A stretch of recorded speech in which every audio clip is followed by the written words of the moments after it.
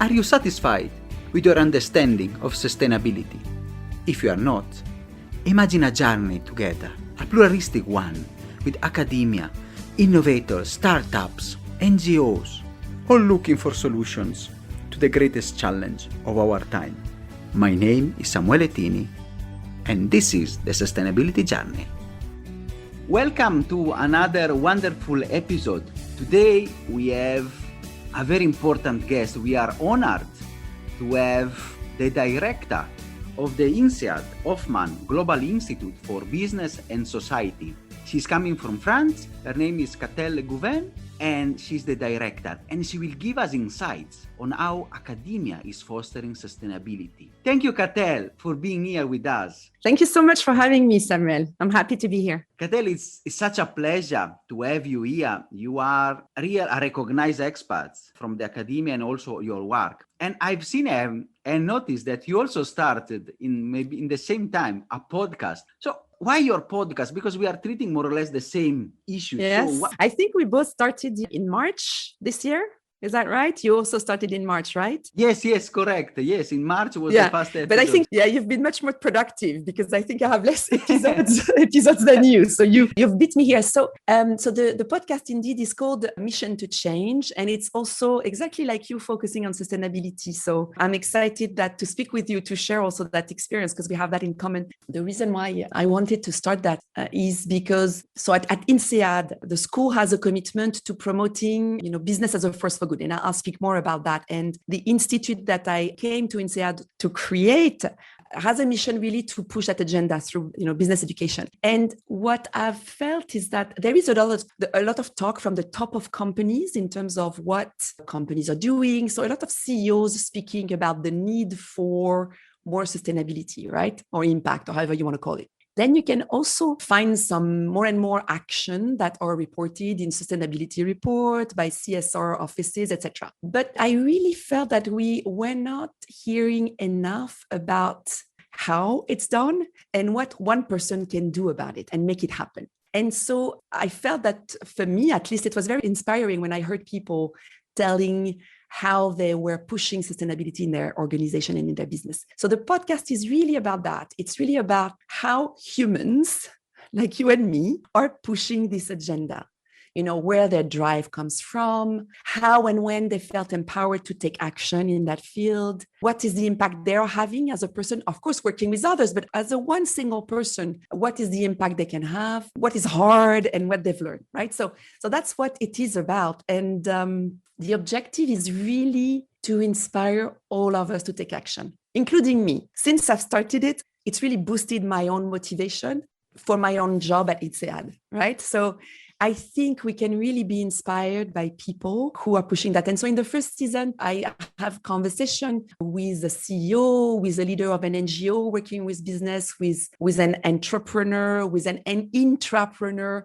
in different industries, to really look at how one person could put change from these different angles and perspectives. And it's also people from different backgrounds. One has an engineering background, one is a doctor, one is a scientist, one is an athlete. Right? So that's why I wanted to start that. And why did you start yours? Very interesting. I like the human perspective. It's real the change maker, the people working towards a common planet. I can be also on the same side as you. When I started, I really wanted to give voice to change maker, to people with different backgrounds. And I totally agree with you because people, they have coming from all sorts of geographies and context and even an ethnic origin, all pushing toward the common goal of fostering sustainability in the planet, especially looking at these crucial decades, the decade for action. Now the time is a bit over. I think we really need to move.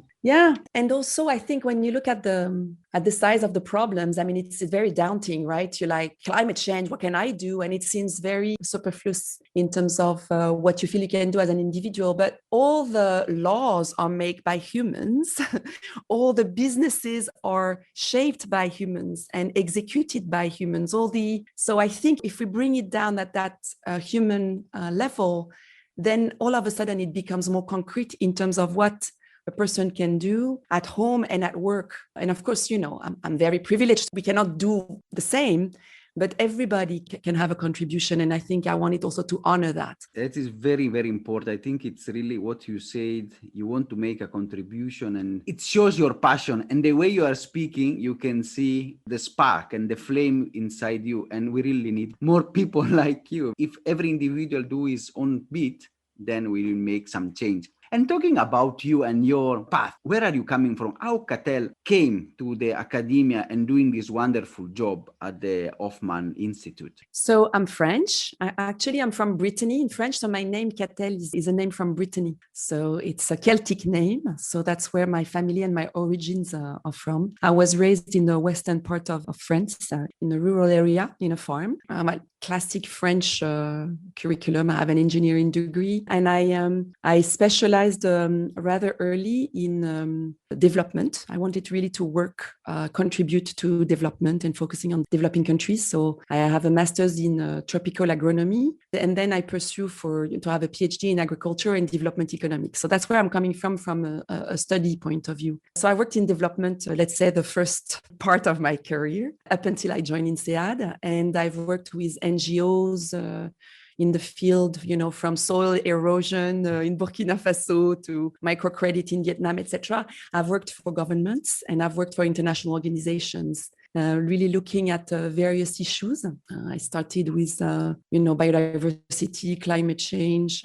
I also worked on big data, global public good. I mean, you name it. So I've worked on a number of issues. I think the common thread for me has always been about what are these kind of frontier issues that make the development agenda evolve. It really evolved from a system of, from a colonialist system of North-South relationship to a charity system through aid, through a system where, we all need to work together because it's in interest of all to deliver global public goods and address global challenges. So that's what I've been passionate about. And then 3 years ago, I joined INSEAD. And the reason why that happened was, as every change in life, it's a mix of personal reasons and professional reasons. But on the professional front, I felt that there were some actors that were increasingly shaping the development agenda beyond, the traditional governmental and intergovernmental actors, which are the traditional, let's say, business owner of development. And so, for instance, I saw the growing role of city governments in international relations and addressing global challenge, right? The role of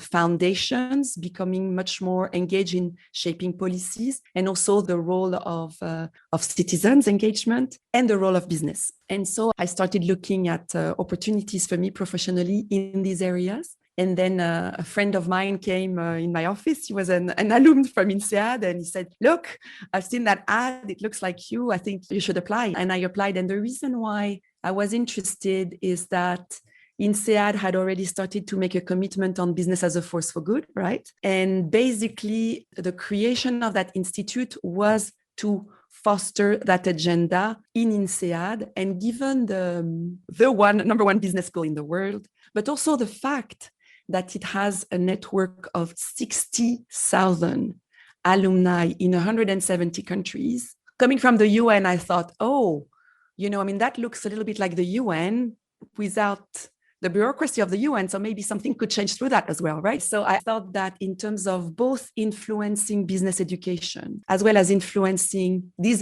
humans who can change business as a force for good, I felt that was a fantastic opportunity. And so that's why I applied. And I'm still very honored that they asked me to help them get there. And I'm very lucky to be in that position. Wonderful. So you have really bridged the profit, not profit, and you have recognized the rise of the businesses and especially the cities and the government. Let us say you are a personalization of the SDG 17 partnership. We can use this metaphor because only this union and this partnership can deliver. And your position at the INSEAD, and in the fact, of course, as you say, the UN of business with so many alumni and work, it's really a privileged position where you can really foster change and promote change within a lot of corporation, which it's where we can make a very big impact. It's good that you're mentioning this, because I think for your audience, I think that's an important message, again, that at one individual level we can make. I mean, we all probably have one foot somewhere and one foot somewhere. And I think that helping to make these connections is fundamental. Because, for instance, not everywhere, but you can see a little bit of stigmatism from the business side when you look at it from the UN perspective, saying like, oh, these are the bad guys. And similarly, when you're on, the side of business, you can also see the UN as like, oh, here the fluffy tree huggers, etc. And I think that trying to reconcile the fact that there is the same drive at both ends, but they're just using different language, different frameworks, different epistemic communities, and trying to be the translator across, I think, is a very, very important function that all of us who are in this privileged position should be doing, because it contributes to collective action. So I think it's very important. Yes, indeed. I think you have summarized it perfectly. Very rightly said. I love the three agas and the other one, the bad people, because that is sometimes you have to break the barriers, and it's where the individual and your podcast and this podcast and everything, we are trying really to break these old barriers. And like, for instance, in one of the episodes I did, it was, I just mentioned one like that because that's exactly what she's doing. I had an interview with Nicole Rycroft from Canopy, and it's an NGO, right? But she's really working with businesses to try and define their sustainability policy. Her focus is on forest conservation, and then accompanies the business, from the knowledge she has of how to do forest conservation, accompany businesses who do not have that knowledge internally on how to execute it. And it's a brilliant example on how, NGO and business can really work together, and they don't have to be antagonistic and see each other as, adversaries, etc. So again, I think that if we can bring more examples of how we build these bridges, that can also sound very UN-y when I say that, but again, as individual, we can. And we can also between our private life and our professional life. So if we can bring all the good things we did on the private life to work, we show up, fully, things can really change in businesses. I strongly believe in this, indeed. That is perfectly said. The power of the individual. And let me ask, because you're mentioning the work and the interview you have done. For example, people in the audience, I have an organization, practically how I can really integrate. We are talking about sustainability, the compass and all these framework, but how I can integrate really sustainability in my organization, be a business or even others. So I think what's important here to realize first is it's about change management. It's not about creating and then growing, a CSR dedicated function.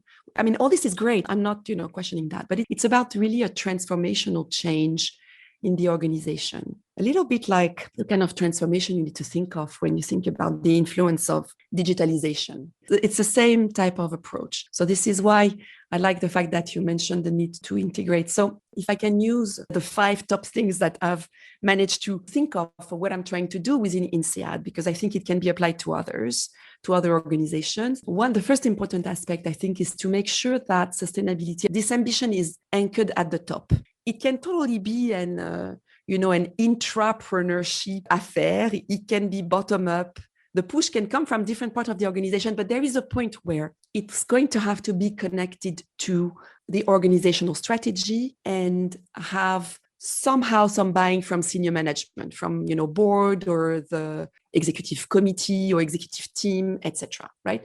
So, for instance, in my case, I personally report to the dean of INSEAD, to the highest function. The business as a force for good is a pillar of the INSEAD strategy. It's also connected to the mission of the school, which, by the way, and I didn't know that when I joined, but which is a school that was created after the Second World War, and first at the European level, to really help build Europe through commerce. So the very core of why this was created was really to bring people who will then work in business from France, Germany, and other countries. So the 3 languages that you had to speak to come to INSEAD was French, German, and English. So really to create that community of businesses who will then work together and construct Europe. So making sure that it's connected to your strategy. There is always to the strategy of the organization, always a way of feeling that. Then the second point, so the first one, anchor at the top, one way or another, this needs to happen. Then cover all grounds.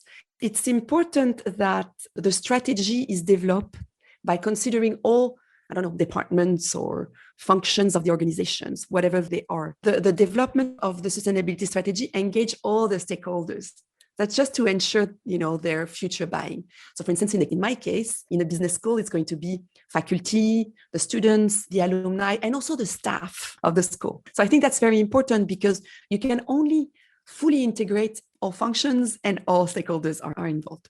And it doesn't have to be too complicated. I mean, you can use like a classic logic model to develop it. I mean, it doesn't have to take years. I mean, this is done in a few weeks typically, but this full consideration, I think, is important. I think what's also very important is to use the existing structures of the organization, the governance structure and the processes. The more you create parallel one, the more you build a silo, right? So every time you have to always think about like, what can I use to make it happen? For instance, at the Hoffmann Institute, we provide funds for research on sustainability. So we channel these funds through the research and development committee of the organization, which already exists in INSEAD. It already guarantees the academic excellence and the fact that it's going to be good research. So we don't need to allocate our funds any differently for research. So we use that as the vector so that we don't create a pot of money that sits on the side of the organization, right? So I think using existing structure is my third point. Then help others be the sustainability leaders. It's really about being this facilitator and enabler, I really believe, The more you support, incentivize, and really help other people's sustainability initiatives, the less you create a parallel way and the more you embed.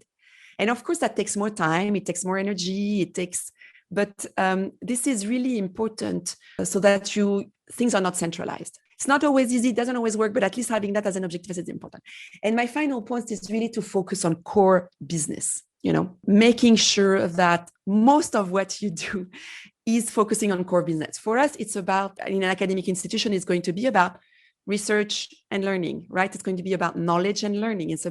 And so, of course, we can plant trees with students and have these activities, but if it doesn't have one of these learning elements, then we're losing our time because this is not what's going to change business education. I'm not saying it's not important, but first, the core business of every industry, what's material to every business will be completely different, but it's important to not get too sidetracked by what's not core business and only do it if at the game it serves the change in core business. When I've been thinking about it, these are the main elements that I've been thinking of. I don't know if you have others based on the interviews you've done or if you've heard something different. It's really a lesson on strategy and how to embed strategy. It reminds me, the first point, it comes from everywhere. But as you said, because, we can recall, strategy grow like weed.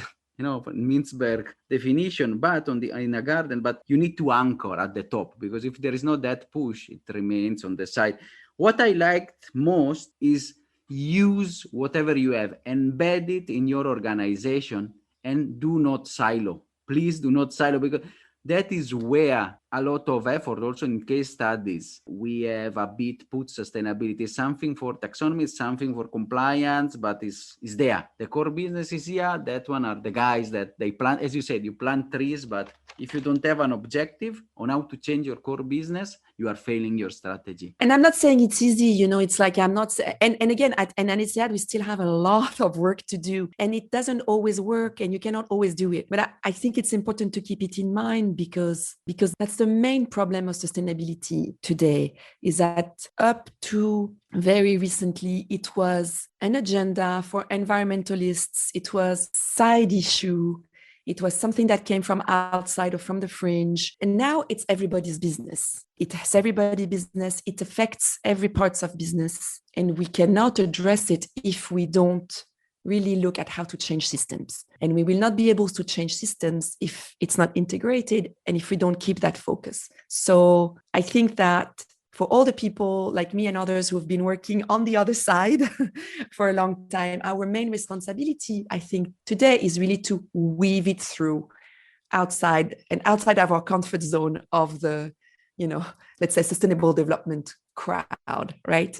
I think that's our responsibility. Yeah. Rightly said, it's really now to embrace an holistic perspective. And I like your points because You have made the example of INSEAD, which is a very relevant example, but I think they are universal and can be applied either you are a business, you are a small enterprise, a bigger enterprise, a medium enterprise, because if you don't follow these steps and this path, you will not have embraced sustainability at their core. It will be just, as you said, a side part, something that is there hanging, but without a clear reference. It's really core to the definition of sustainability as well, right? So how you will define it, since you put it there? There is the definition of sustainability and sustainable development, right? I mean, that's a definition that came from the World Commission on the Environment and Development in 1987 by this. It's called like the Brundtland Commission report that was produced by Brundtland, who is, we should all thank still.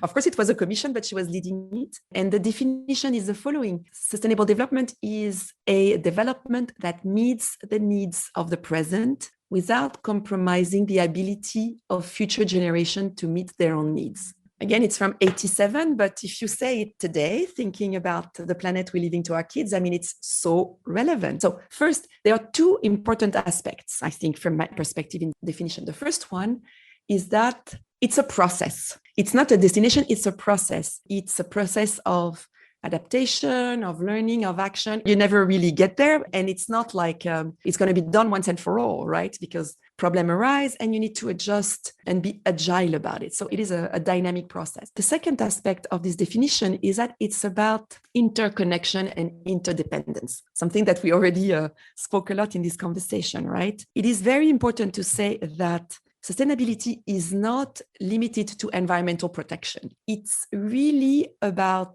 understanding the connections between our economy, our society, and our natural environment. This is how it's defined. It's all about looking at this interconnection and making sure that they work for these three aspects. We often say, people, planet, and profit, or however you want to say it. But this is what sustainability is all about. It's about this interconnection. So these are two important aspects of this definition. That definition has been basically what has been used as a reference for everything that's happened on sustainable development since 87, from the Rio Convention in 92, for the Rio +20 Convention in 2012, that then led to the Sustainable Development Goals. And what happened in 2015 was that governments from all over the world took two important steps to commit to realizing that vision, that Brundtland vision on sustainability.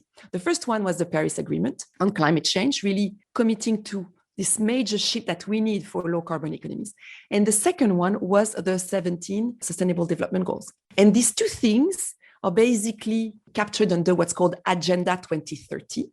So there are a number of goals, targets, millions of them, etc., with deadlines for 2030 that basically give us our current operative framework for sustainability. Perfectly said. I can summarize it. Is it becoming, I think, one of the core capability of an enterprise for the future? Is becoming, as you said, a part and parcel of the core business. Let me ask how maybe INSEAD is, and how your research and the research of the broader business school is fostering this agenda, the agenda you have just mentioned? On this major trend that this is about the future of business, of course, I'm going to say yes, because you can see that I'm a little bit of an activist in that area. More importantly, we will not be able to achieve the Sustainable Development Goals if business are not involved, partly because some of the problems embedded there come from business, and also because they are part of the solutions. There is also a lot of economic and employment opportunities for businesses in helping to realize the Sustainable Development Goals. And finally, these issues that are embedded in Agenda 2030, like climate change, inequalities, poverty, health, all these problems and issues are increasingly becoming material for business, and they're realizing it. When we just look, for instance, at the floods in Germany that just happened, no business can operate in that context. It's just one, or like when we saw the lockdown and the impacts on our economy, the points it's shedding off our GDPs all over the world, because basically we've been grounded. We can see that these issues are completely material to any kind of business. in one way or another, right? So it's not, again, because it's the right thing to do, but it's because it's not a choice. It's really right in principle and right in practice, as we can say. So for a business, not only to stay relevant for the future, but simply to stay operational, these things have to be integrated at the core of the strategy within the P&L. At INSEAD, what do? We are a business school. So we have more than 1,000, let's say, MBA students that graduate from our school. We have tons of executives who come to our school. So our responsibility and the commitment that has been made at INSEAD is to make sure that everybody who comes our campus leaves our campus aware of this responsibility and equipped to the best that they can to contribute to that agenda. And as I said, we still have a lot of work to do, but that's the objective. And we only can also equip these people to how far research and evidence is leading us. The research dimension is also fundamental. And we know that we don't have all the solutions right now because they are being crafted as we go. So we need to equip these people who come on our campus with the mindset and some basic skill sets, which are about, systemic thinkers, which are about connecting the dots, which, etc., so that they can do that. So basically, the Hoffmann Institute funds research on business and sustainability to really have these better evidence-based solutions on how business can contribute. We support innovation to embed things in our curricula.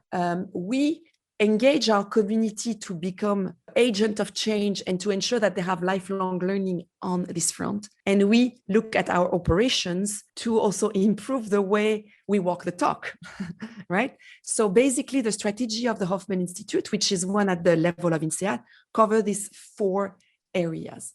And I'm happy to give examples about that. But again, it follows this integration objective that I mentioned.